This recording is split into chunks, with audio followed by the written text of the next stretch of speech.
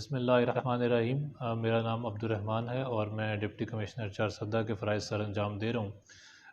آج چارسدہ کے اندر ایک ایمرجنسی سچویشن چونکہ ڈیولپ ہو رہی ہے، اس لیے میں نے یہ ضروری سمجھا کہ تمام چارسدہ کے لوگوں کو ایک میسیج دیتا چلوں۔ آج صبح کی رپورٹس کے مطابق سوات ریور کے اندر خواجہ خیلہ کے مقام پہ کافی بڑا پانی کا ریلا دیکھنے کو ملا ہے، جس کی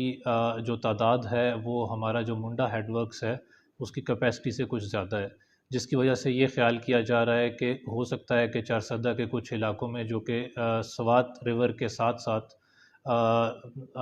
تنگی اور شب قدر کے علاقوں میں اور پھر سردریاب کے علاقے میں تحصیل چارسدہ میں سیلاب آنے کا خطرہ ہے۔ اس لیے میری ریکویسٹ ہوگی تمام ان لوگوں سے جو کہ دریا کے آس پاس رہ رہے ہیں کہ وہ ڈسٹرکٹ ایڈمنسٹریشن کا جو ایویکویشن آپریشن جاری ہے اس کے اندر ضلعی انتظامیہ کے ساتھ تعاون کریں اور اپنے آپ کو محفوظ مقامات پر لے جائیں۔ اس کے ساتھ ساتھ میری یہ درخواست ہوگی کہ بالکل پینک نہ کریں، بالکل کسی بھی قسم کا کوئی افراتفری جو ہے اس سے گریز کریں۔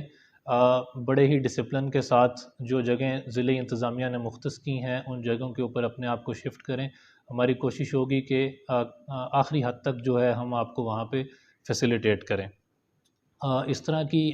جو بھی آفت آتی ہے اس کے اندر تمام لوگوں سے ہماری یہ درخواست ہوتی ہے کہ ایک دوسرے کی مدد کریں، ایک دوسرے کی ہیلپ کریں جس حد تک ہو سکے، اور ایسے لوگ جن کے پاس کوئی مینز آف کمیونیکیشن نہیں ہے، جن کے پاس کوئی ٹرانسپورٹیشن نہیں ہے، ضلعی انتظامیہ بھی ٹرانسپورٹیشن کا بندوبست کر رہی ہے، اور آپ خود بھی ایک دوسرے کی مدد کریں، اور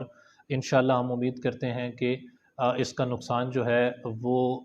کم سے کم ہوگا اور ہمارا بالکل کسی قسم کا کوئی بھی جانی یا مالی نقصان جو ہے وہ نہیں ہوگا۔ ہمارے لیے جو فرسٹ پریورٹی ہے سب سے اوپر وہ لوگوں کی جان بچانا ہے، اور ہم کوشش کر رہے ہیں کہ جتنے بھی لوگ ایویکویٹ ہو سکتے ہیں ٹائملی ان کو کر لیا جائے۔ میری تمام چارسدہ کے لوگوں سے ایک دفعہ دوبارہ یہ درخواست ہے کہ اس سچویشن کے اندر